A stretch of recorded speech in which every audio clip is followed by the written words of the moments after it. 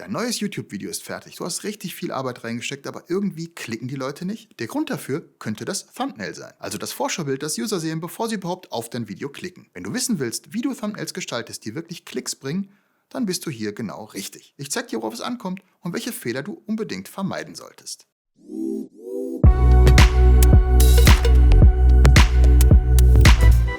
Herzlich willkommen bei MindMap, dem Kanal für alle, die mit Videos mehr erreichen wollen. Wer mich noch nicht kennt, mein Name ist Alexander. Ich bin Filmemacher und Gründer der Videoagentur MindMap. Heute geht es um ein extrem wichtiges Detail für deinen Erfolg auf YouTube, das Thumbnail. Es entscheidet mit darüber, ob jemand dein Video anklickt oder einfach weiterscrollt. Aber was kannst du tun, damit mehr Leute klicken? Darum soll es in den nächsten Minuten gehen.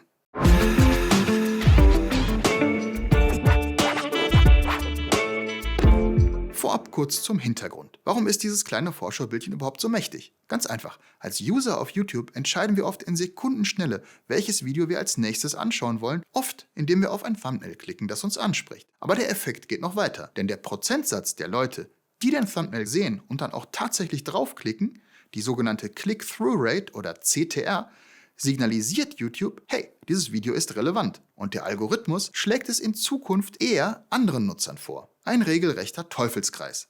Wird dein Video weniger angeklickt, wird es weniger angezeigt und dadurch noch weniger angeklickt.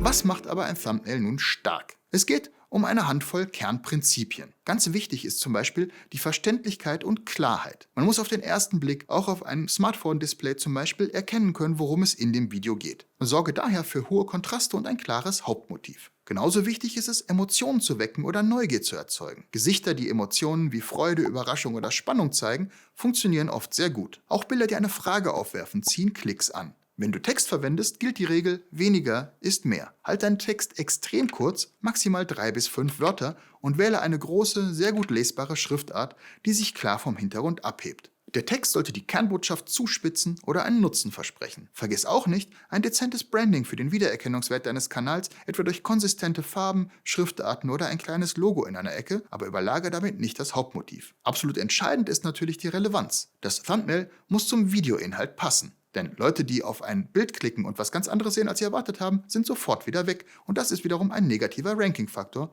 wie ich das ja gerade schon mit dem CTR beschrieben habe. Und schließlich solltest du versuchen, mit deinem Stil aufzufallen und dich durch Farben oder Komposition von der Konkurrenz und der YouTube-Oberfläche abzuheben.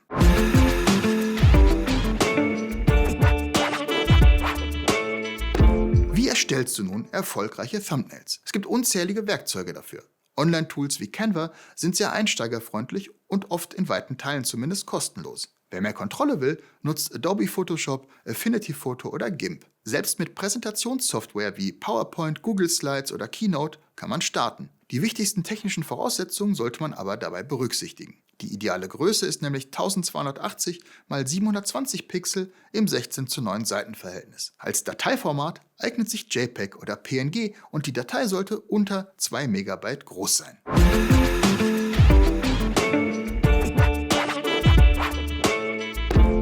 Bevor du jetzt loslegst, lass uns noch einmal auf die häufigsten Fehler schauen, die du vermeiden solltest. Zu viel oder kaum lesbarer Text ist einer davon. Wenn man Text noch nicht mal entziffern kann, wird mit Sicherheit niemand draufklicken. Genauso problematisch ist eine unklare Bildsprache, bei der man nicht auf den ersten Blick erkennt, worum es geht, oder ein überladenes Motiv mit zu vielen Details. Ein absolutes No-Go ist irreführendes Clickbait, bei dem das Thumbnail etwas verspricht, was das Video nicht hält. Das bringt vielleicht im ersten Moment Aufmerksamkeit, schadet aber langfristig deinem ganzen Kanal. Auch eine schlechte Bildqualität solltest du vermeiden. Verpixelte Bilder oder schlecht aufgelöste Schriften wirken einfach unprofessionell. Vermeide außerdem Inkonsistenz im Look deiner Thumbnails, denn das verhindert den Wiedererkennungseffekt für deinen Kanal. Und teste immer, ob dein Thumbnail auch auf kleinen Handy-Displays noch klar und verständlich ist.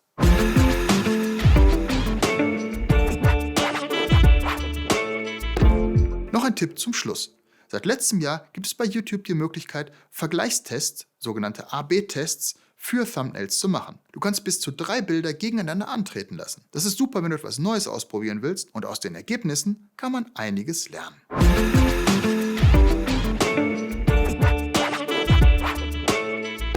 Ein gut gemachtes YouTube-Thumbnail ist mehr als ein Vorschaubild. Es ist ein mächtiges Werkzeug, um Klicks zu generieren und deinen Kanal wachsen zu lassen. Nimm dir also die Zeit für die Gestaltung. Was sind deine Erfahrungen? Hast du Tipps für Thumbnails, die richtig gut funktionieren? Oder was nervt dich bei anderen am meisten? Schreib's mir in die Kommentare. Wenn dir dieses Video geholfen hat, freue ich mich über einen Daumen nach oben und natürlich über dein Abo, wenn du keine unserer Tipps zum Thema Videoproduktion und Videomarketing mehr verpassen möchtest.